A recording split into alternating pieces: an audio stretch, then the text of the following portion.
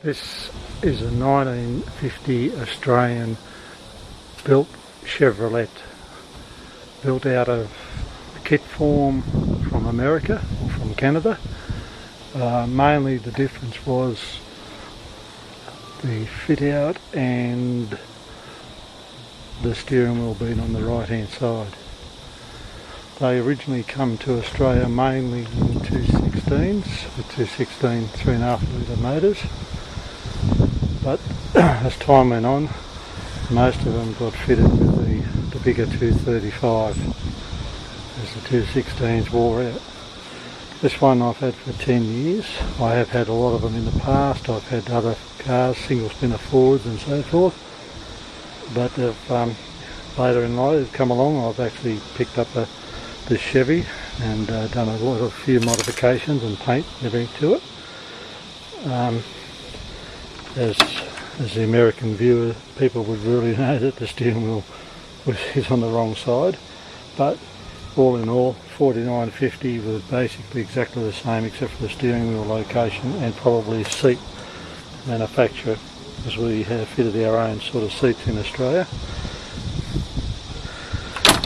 This one I have done a few modifications. It has the Fenton twin carby setup with late model BX Stromberg carbies off one of our local cars out here. They are more tunable and a better atomising carby. For the earlier models, it's got the twin split Fenton headers on it, which go into 2 into 1 and then a 2 1/4 exhaust system out through a single hot dog or cherry bomb, if Americans like to call them. It has quite a few American accessories on it, headlight extensions, rails, the side trims I have handmade, and as I say, I've dressed it up with some of the American accessories. The motor is a 253 235. It's full pressured, balanced, blueprinted 848 head. It has a 260 degree cam in it, which was built. The motor was built. I built the motor specifically because I'm running a 54 diff ratio, which the motor is built exactly for the torque of the diff ratio. The distributor in this model, and this one is out of our local, very early Holden General Motors car.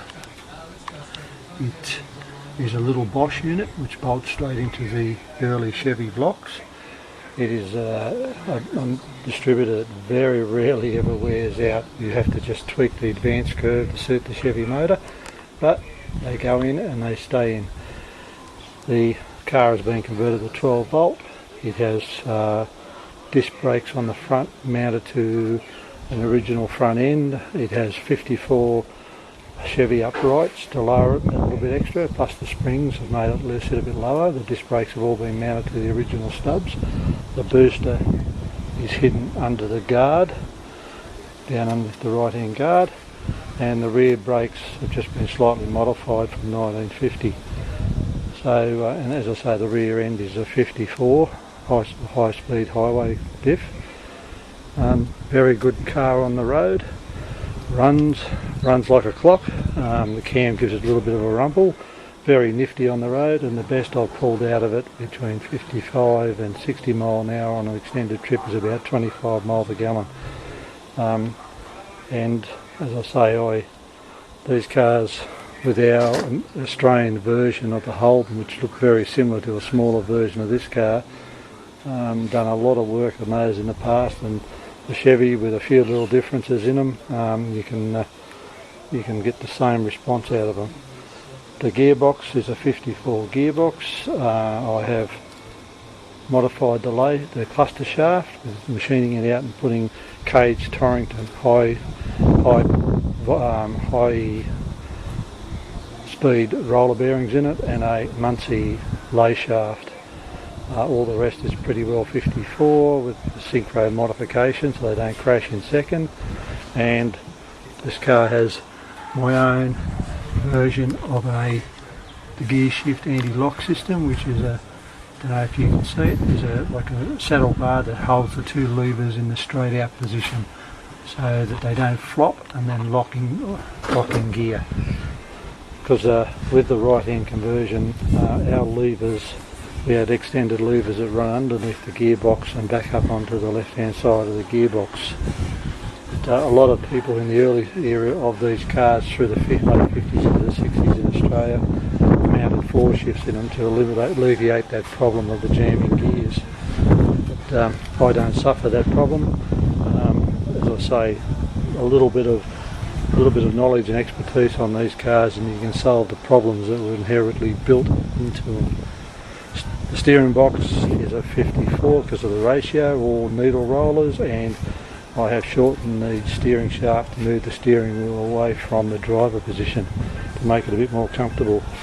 So that is, hope you like it, that is a 1950 Chev, Australian built, with my personal little modifications.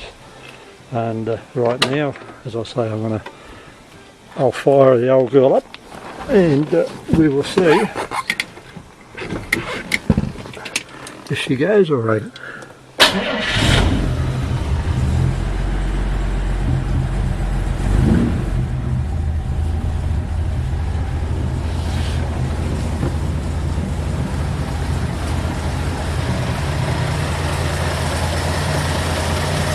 So ticking over, I say the cam is a 260 degree, as you probably noticed.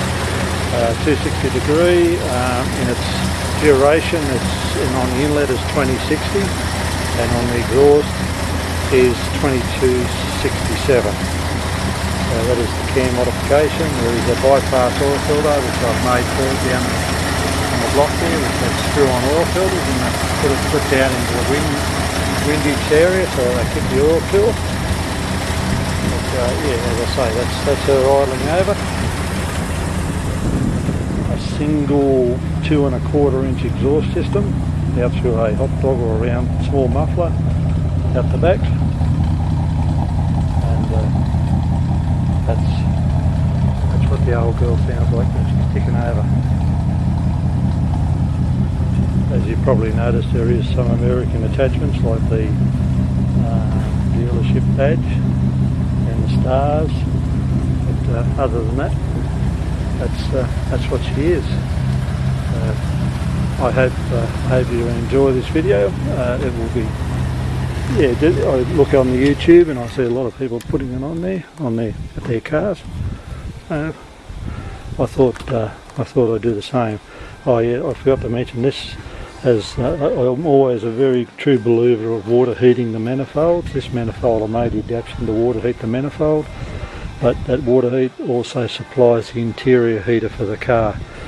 So through a valve I'm sitting down underneath the guard bonnet there. The water heats the manifold. In summer it does all that, and then I can turn it on and it also supplies through to the heater in winter. So yeah, that's it. I've left the voltage control boxes on there and just used them as terminal blocks. They just sort of add to the engine bay originality, and that's the way in the linkages. Linkages on the Carby is basically my idea of what they would have done in the 1950s before we had cables, where we used to have just linkages and so forth. So yeah, hope you enjoy this video, and thank you.